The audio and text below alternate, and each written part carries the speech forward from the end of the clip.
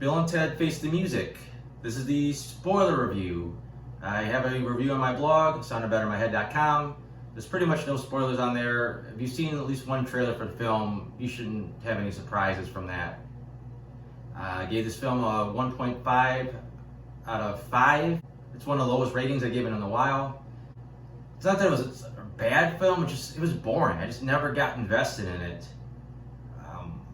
I like the Bill and Ted characters. I loved the first film. Second film I never really cared for outside of death. I thought the station stuff was just too weird. The plot here is pretty simple, and I think it's actually a pretty strong plot. It's just the execution is not the greatest. But basically, not only have Bill and Ted not written the song that unites humanity, come to find out if they don't write the song soon, they have like about an hour or so, this reality is going to implode on itself, and that's going to be the end of everything. It does get a little confusing as far as how the time travel mechanics work. I think you got to pretty much ignore any of that stuff because it really doesn't make sense. You could try to say those different parallel realities, but it just never really works. You just got to, just go with it basically. The first half of the plot with Bill and Ted basically traveling to the future, trying to find a version of themselves that have already written the song, so they have it and they go back in time and they're done. I thought that was the better part. You basically meet different versions of Bill and Ted, and I think they did a pretty good job acting. Like, it felt like the same characters, but different. All of them were kind of assholes. It's just like, apparently there was a breaking point where these happy-go-lucky versions of them kind of became dickheads. It's interesting seeing like the different versions of them. Some of it was a little cheesy, but overall it worked. The deathbed version of them I thought was kind of sweet the way they did it. It was still a little goofy, but I think it worked pretty well. The second part of the plot, you have Bill and Ted's daughters going back in time to recruit historical musicians and bring them back to make a band. Just didn't work. First of all, the two girls, they really had their basically only character trait was that they were mimicking their fathers. I mean, Ted's daughter was basically just doing all the Ted body motions and vocal tics and all that, and it's not really characterization. It's just them copying their dads, and it's supposed to be different characters.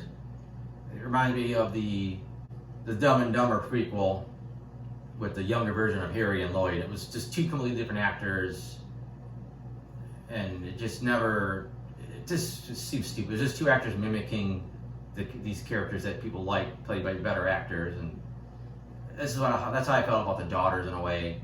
And plus, the historical figures in the first Bill and Ted, they made like a pretty cool team. They had a nice little chemistry together, and they had their own little adventures, and I think that's what helped the first movie be so good.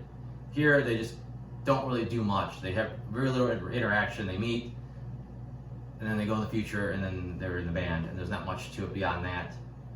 There's also a quick third plot line about the marriage being on the rock for Bill and Ted and the princesses, and they have their own little mini quest that you really don't see. They just they're there, then they kind of do some time travel stuff, and you don't get to really see it. And it really doesn't add anything to the film like they think it's going to. I know it's supposed to add this emotional beat that they're also trying to keep their wives, but it just never sold. It never really felt like the wives wanted to leave them, and they just weren't happy with the way things had been going in the relationship. Plenty of callbacks to previous Bill and Ted, especially with characters. Ted's dad's back. And by the way, they did recast the princesses, but they were different actresses in all three movies now, so I guess that's a consistent thing. It's also consistent that Missy's back, and she went from being one stepmom to being the other guy's stepmom to now she's married Ted's little brother. So at least that's a consistent thing. Big callback is Death. He doesn't have a big part in the movie, but it's a nice little section. He still got the chemistry with Bill and Ted, so that still works. Pick up some new characters.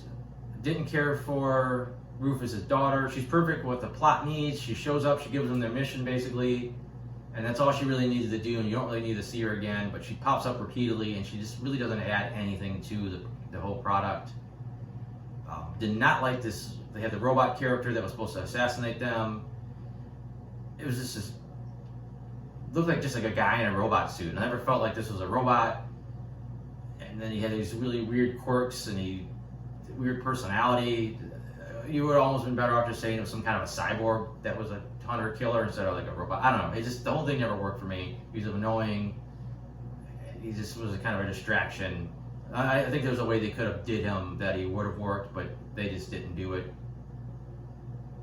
The finale of the film, though, everything comes together and it worked okay. They had to finally show this special song that we've heard about for so long, and it was okay. It was about what it needed to be. I think they added a little thing that it wasn't the song itself that saved everything. It was the fact that ultimately everyone, everywhere, over all time periods, played it at the same time, and that whole part barely made sense. Execution on that was terrible, and the infinite Bill and Ted going around giving out these instruments to like everybody. Just, I don't know.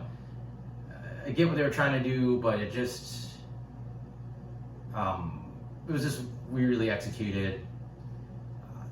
I know it's not a big special effects driven movie, but the few effects they had, most of them were alright, but there was some really blatant green screen, and it just kind of took you out of it that, you know, they made this nice, pretty cool environment, but it's like, it's so blatant that they're not there. It's like, you know, you're almost better off not doing that. There was a post-credit scene.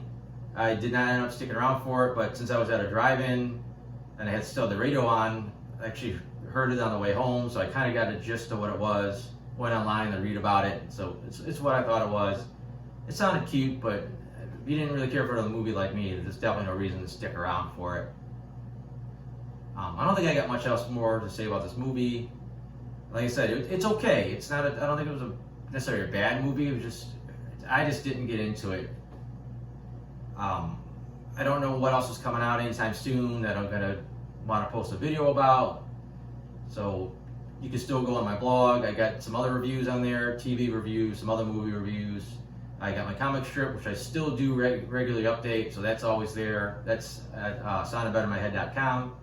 And thanks for watching.